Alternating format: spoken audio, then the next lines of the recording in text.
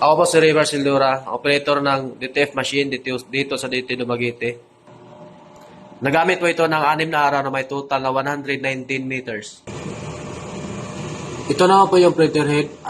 Last palit po ng white head is noong August 2023. Ito naman yung capping. Yung capping natin is may 70% good condition.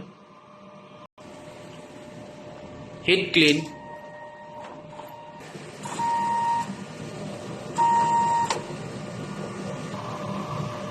Punasan ng wiper pagkatapos mag-head clean.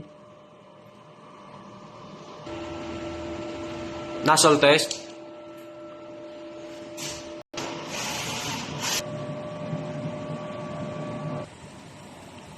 Ang ink tank system natin ay sakto lang yung level. Last palit naman po ng damper is noong August 2023. Ito na po yung waste tank area, last disposal po kanina. Ito naman yung EVR. Ito naman po yung ground wire.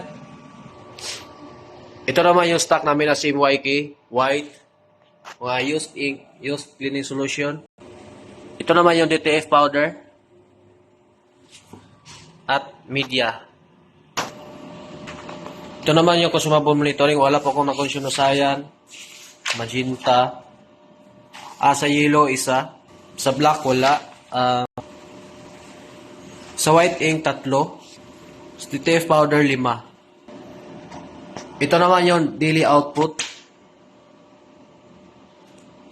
na may 199 meters total.